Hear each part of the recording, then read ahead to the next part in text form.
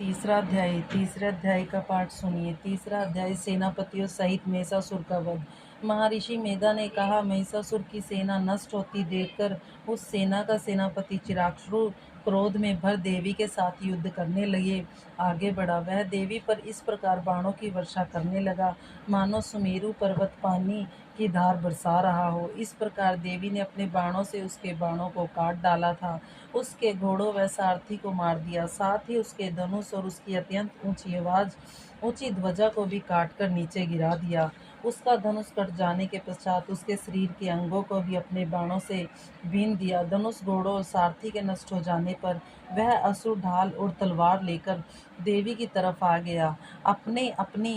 उसने अपनी तीक्ष्ण धार वाली तलवार से देवी के सिंह के मस्तक पर प्रहार किया और बड़े वेग से देवी की बाईं भुजा पर वार किया, किंतु देवी की बाईं भुजा को छूते ही उस दैत्य की तलवार टूटकर दो टुकड़े हो गई।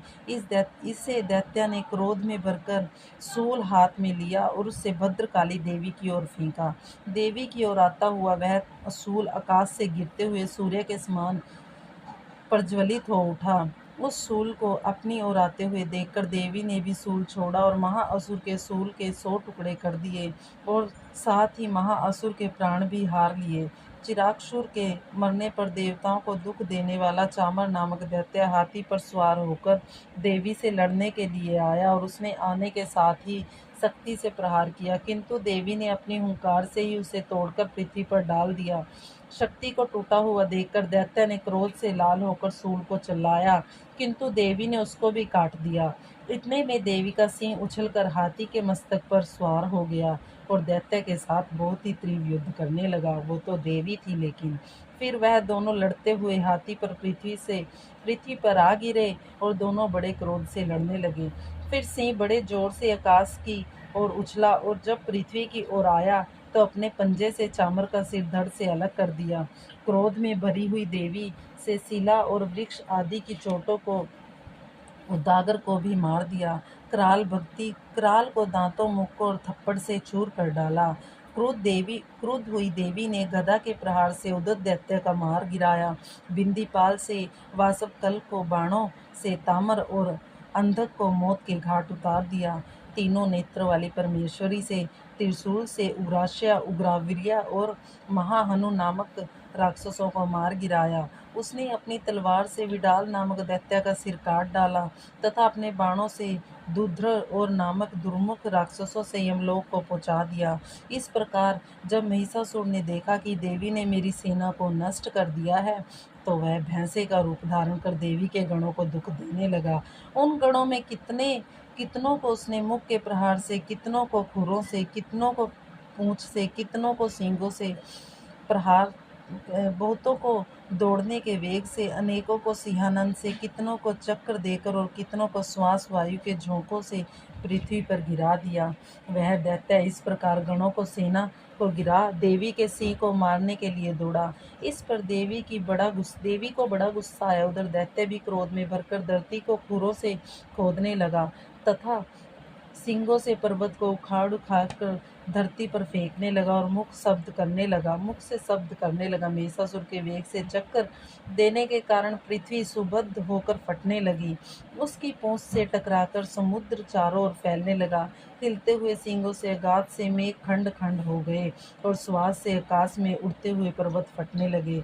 इस तरह क्रोध में भरे हुए राक्षस को देख चंडिका को भी क्रोध आ गया और वह उसके मरने के लिए क्रोध में भर गई। देवी ने पास फेंक कर दैत्य को बांध लिया और उसने बांध जाने पर दैत्य का रूप त्याग दिया और सिंह का रूप बना लिया। और ज्यों ही देवी उसका सिर काटने लिए तैयार हुई कि उसने पुरुष का रूप बना लिया, जो कि हाथों में तलवार लिए हुए था।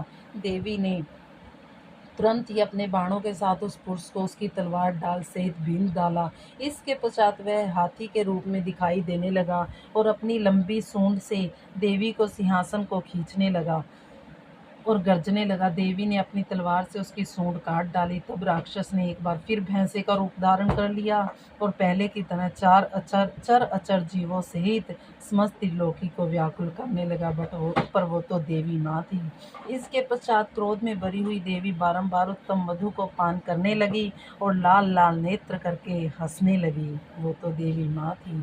उधर बलवीर्य तथा मद से क्रुद्ध हुआ दैत्य भी गर्जने लगा, अपने सींगों से देवी पर पर्वतों को फेंकने लगा। देवी अपने बाणों से उसके फेंकते हुए पर्वतों को चूर करती हुई बोली, ओ मूढ़, जब तक मैं मधु पान कर रही हूँ तब तक तू गर्ज ले। वो तो माँ थी, और इसके पश्चात मेरे हाथों तेरी मृत्यु हो जाने पर देवता गरजेंगे। महर्षि मेधा ने कहा। यूं कहकर देवी उछल कर उस दैत्य पर चढ़ी और उसको अपने पैरों से दबाकर सूल से उसके गले पर आघात किया। देवी के पैरों से दबने पर भी दैत्य अपने असुरों के रूप से अपने मुंह से बाहर होने लगा। अभी वह आधा ही बाहर निकला था कि देवी ने अपने प्रभाव से उसे रोक दिया। जब वह आधा निकला हुआ ही दैत्य युद्ध करने लगा तो देवी ने अपनी तलवार से उसका सिर काट दिया। इसके पश्चात सारे राक्षस सेना हाहाकार करती हुई वहां से भाग खड़ी, और सब देवता अत्यंत प्रसन्न हुए और तथा ऋषि महर्षियों से देवी की स्तुति करने लगे। गंधर्व राज गान करने तथा अप्सराएं नृत्य करने लगी। जय हो दुर्गे माता की।